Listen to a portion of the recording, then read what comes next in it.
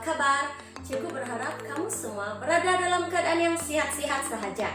Kembali lagi bersama dengan Cikgu Jenny untuk subjek pendidikan seni visual pada hari ini. Baiklah, tajuk pembelajaran kita pada hari ini ialah corak positif dan negatif. Aktiviti ini dibawa bidang membuat corak dan rekaan, kegiatan menghasilkan corak positif dan negatif, bahan dan alat, kertas warna, gunting, dan gam. Baiklah, mari kita baca KSB dan SB bersama-sama. KSB kita pada hari ini ialah menghasilkan corak positif dan negatif.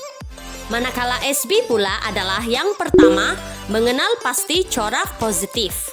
Dan yang kedua, mengenal pasti corak negatif. Apa sebenarnya corak positif dan negatif ini? Baiklah murid-murid, sila keluarkan buku aktiviti seni visual Anda. Kemudian buka muka surat yang kedua. Sila lihat panduan aktiviti yang kelima.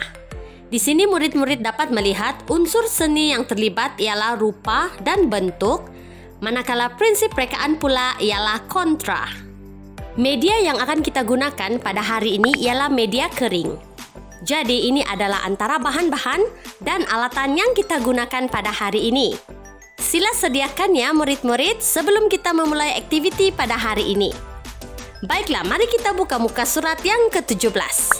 Untuk bahagian ini, murid-murid diminta untuk menulis nama dan kelas.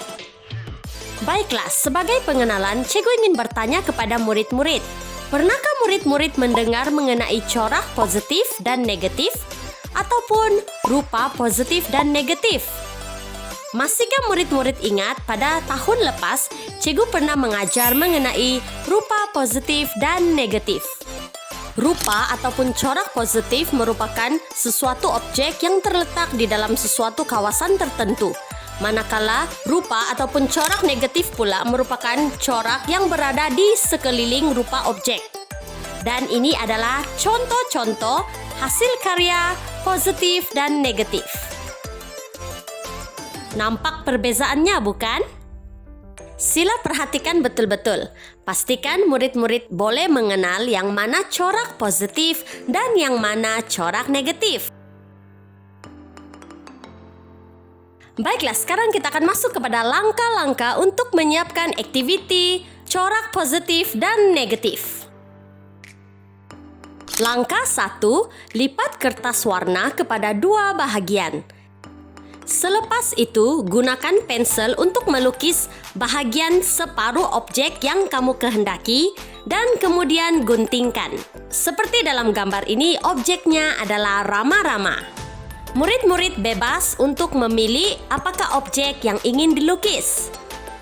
Langkah 2, gamkan image yang telah digunting. Gunakan gam air ataupun glue stick untuk melekatkan image tadi dan lekatkan pada muka surat 17. Dan langkah yang terakhir yaitu langkah ketiga, susun image positif dan negatif secara berselang-seli. Maksudnya, mulakan dahulu dengan positif, selepas itu negatif, dan sebaliknya. Seperti dalam gambar ini. Sekali lagi, murid-murid boleh merujuk kepada panduan aktiviti kelima dalam buku seni visual masing-masing. Baiklah, ini adalah hasil karya corak positif dan negatif. Sebagai aktiviti susulan, murid-murid boleh gunakan corak positif dan negatif ini untuk menghasilkan kad ucapan. Baiklah murid-murid, itu dia aktiviti kita pada hari ini. Baiklah, cikgu percaya melalui video ini, murid-murid akan dapat menyiapkan aktiviti ini dengan baik dan seterusnya menghasilkan karya yang menarik. Setelah selesai, jangan lupa untuk menghantar hasil karya murid-murid kepada cikgu melalui aplikasi Google Classroom.